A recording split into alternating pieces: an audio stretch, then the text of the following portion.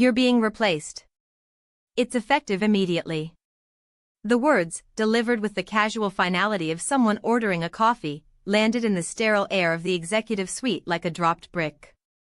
My boss, Arthur, a man whose own father had founded the company and whose only real qualification was the blood in his veins, hadn't even bothered to look up from his mahogany desk. His gaze was fixed on a golf magazine, as if discussing the termination of my employment was as mundane as discussing a birdie. The man who had just spoken, sitting beside Arthur, was a stranger. Broad-shouldered, aggressively tanned, and radiating an aura of inherited success, he offered a tight, insincere smile that didn't reach his eyes. My life, until that precise moment, had been a meticulously constructed edifice of competence and quiet dedication. For 12 years, I had poured myself into Sterling Corporation. I had climbed the ranks not through nepotism, but through sheer grit, late nights, and an almost obsessive attention to detail. I had seen Arthur through more crises than I cared to remember: market crashes, product recalls, the near-disastrous acquisition of a failing competitor. I was the engine, the strategist, the one who smoothed the rough edges of his often reckless decisions. My compensation was fair, my position respected, and my contribution undeniable. Or so I had thought. The stranger, I was told with a dismissive wave of Arthur's hand, was his son-in-law, David. Apparently, family needed to be integrated into leadership. My existence, it seemed, was merely an inconvenient obstacle. The weight of it settled in my stomach, a cold, heavy stone. Not just the loss of a job, but the profound, soul-crushing realization that my years of loyalty, my expertise, my very essence had been deemed less valuable than a strategic marriage. The man beside Arthur, David, shifted in his chair, a flicker of something like triumph in his eyes, quickly masked by a practiced neutrality. Arthur finally looked up, his expression a mixture of annoyance and feigned regret. "It's just business, you understand. No hard feelings." The sheer audacity of the statement, delivered by a man who owed his entire career to his father's legacy, was breathtaking. The drive home was a blur of silent fury. The carefully curated normalcy of my life felt like a fragile facade, ready to crumble. My small, well-appointed apartment, usually a sanctuary, now felt like a cage. I walked through the rooms, touching familiar objects, trying to anchor myself, but the words echoed, each syllable a tiny shard of glass. It wasn't just the replacement, it was the manner of it. The utter lack of respect, the blatant disregard for my contributions, the casual cruelty of Arthur's dismissal. I remembered the early days, the almost paternal encouragement Arthur had initially shown. Then came his marriage to Sarah, a woman who, while pleasant enough, possessed a sharp tongue and an even sharper eye for her husband's family fortune. David entered the picture shortly after their wedding, a polished, smooth-talking individual who seemed to glide through life on a cushion of privilege. I recalled a specific board meeting, 2 years ago. We were discussing a crucial international expansion. I had spent weeks analyzing the data, preparing a comprehensive strategy, complete with risk assessments and projected outcomes. David, having just joined the company in a vaguely defined advisory role, had casually interjected, suggesting a far more aggressive, albeit ill-conceived, approach. He backed it with vague anecdotes about his connections and a thinly veiled implication that my caution was indicative of a lack of ambition. Arthur, eager to impress his new son-in-law, had actually nodded along, overruling my meticulously crafted plan. The expansion, predictably, had been a disaster, costing the company millions. I had, of course, been the one to salvage the mess, quietly renegotiating contracts and mitigating losses, while David conveniently disappeared from discussions. Another incident. A charity gala hosted by Sterling Corporation. I was responsible for its meticulous organization, from securing the venue to coordinating the entertainment. David, as a prominent attendee, had been given a speaking slot. He'd arrived late, visibly intoxicated, and proceeded to deliver a rambling, self-aggrandizing speech that was met with awkward silence. My carefully crafted image of corporate responsibility was in tatters. Arthur, instead of reprimanding him, had pulled me aside later, not to address David's behavior, but to ask if I could smooth things over with the media and ensure it didn't affect the company's public perception. My role was to fix the messes created by the entitled, never to be recognized for the successes. The psychological toll had been mounting, a slow erosion of self-worth. I had often felt like a ghost in my own life, working tirelessly behind the scenes, a silent architect of others' successes. The dismissal, however brutal, was almost a perverse form of validation. It had finally forced me to confront the toxic reality I had been living in. The quiet endurance had reached its limit. The days that followed were a study in controlled chaos. Arthur and David, basking in their perceived victory, seemed to believe I had simply vanished, a minor inconvenience erased. They underestimated the depth of my understanding of Sterling Corporation. They saw my departure as an ending, not a strategic repositioning. My access to company systems was revoked, my email disabled, my phone lines cut. They thought they had silenced me. They were wrong. I had anticipated this possibility. Years of navigating corporate politics had taught me the importance of preparedness, of having a fallback, a secret weapon.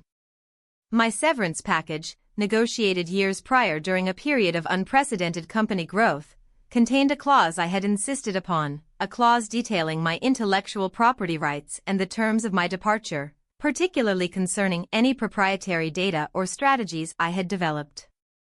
It was a standard clause for senior executives, but Arthur, in his typical absent-mindedness, had signed it without a second thought. On the third day after my dismissal, a day filled with the frantic, increasingly accusatory text messages from Arthur's wife, Sarah, demanding to know where certain client lists had gone, I made my move. I walked into the offices of Sterling Corporation not as an employee, but as a visitor. The security guard, a man I'd known for years, offered a hesitant nod. The atmosphere was charged. Whispers followed me as I walked, a phantom returned. I didn't acknowledge anyone. I went directly to the executive suite.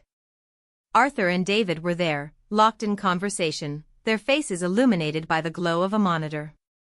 David was pointing at something, his brow furrowed. Arthur looked stressed, his usual jovial demeanor replaced by a gnawing anxiety. They both looked up as I entered, their expressions shifting from annoyance to disbelief, then to a dawning, visceral fear. "What are you doing here?" Arthur stammered, his voice uncharacteristically high. David stood, his hand instinctively reaching for his tie. "You can't be in here. You've been terminated." I offered them a small, serene smile. "Actually, David," I said, my voice calm and steady, "I haven't technically been terminated. My contract was terminated. And as per my contract, I am entitled to a full review of my intellectual property contributions and any outstanding compensation related to them." I opened my briefcase. Inside, neatly organized, were copies of proprietary algorithms I had developed, market analysis reports that had directly led to Sterling Corporation's most profitable ventures, and detailed blueprints for product lines that were still in their nascent stages, all protected by my personal copyright. The most crucial document was a signed addendum to my severance agreement, a contingency I had prepared, outlining the immediate transfer of licensing rights for specific technologies to a third party should my departure be deemed unfair or without sufficient grounds for cause.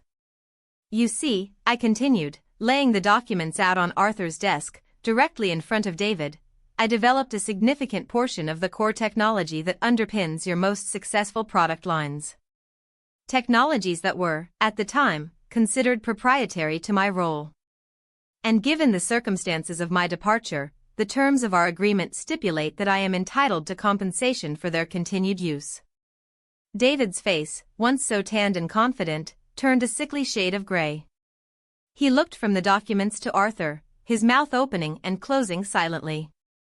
Arthur, for his part, seemed to have deflated, his shoulders slumping as if a physical weight had been placed upon him. The arrogance had evaporated, replaced by a raw, naked panic. This is extortion," Arthur finally managed, his voice a choked whisper. "No, Arthur," I replied, my gaze meeting his directly. This is simply fulfilling the terms of a contract you signed. The value of these technologies, even without my direct involvement, is substantial. And the licensing fees, compounded by the delay in your own development, will be considerable. I've also included the details of the third party who has already agreed to purchase the full licensing rights, should Sterling Corporation not wish to proceed. The silence in the room was deafening, broken only by the distant hum of office life. David finally spoke, his voice a strained rasp. You can't do this. I can, I said, gathering my papers with a deliberate slowness. And I have. My lawyer has already been in touch with yours.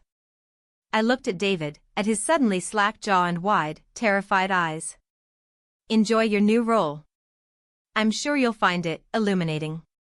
I turned and walked out, leaving them in the stunned silence of their self-inflicted downfall.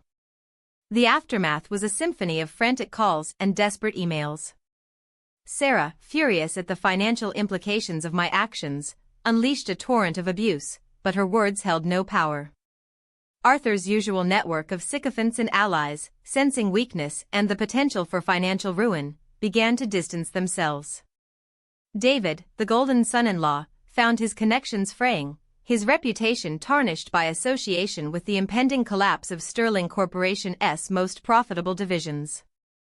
The financial repercussions were swift and brutal. Sterling Corporation, unable to absorb the licensing fees or replace the lost intellectual property, began to bleed money. Layoffs followed, impacting loyal employees who had nothing to do with the nepotism and arrogance that had led to this crisis. Arthur, stripped of his authority and facing potential legal action, retreated into a shell of his former self, a broken man consumed by his own hubris. David, the supposed business prodigy, was exposed as a fraud, his lack of genuine skill and substance laid bare for all to see. He became a cautionary tale, a symbol of inherited privilege that couldn't survive scrutiny. My own life moved on, not with fanfare or triumph, but with a quiet, settled peace. I had not sought retribution, I had simply sought justice, a balancing of the scales. The satisfaction wasn't in their ruin, but in the quiet certainty that their entitlement, their casual cruelty, had finally met its match. The ghost was gone. The architect had reclaimed her blueprints. The silence that followed was not emptiness, but resolution.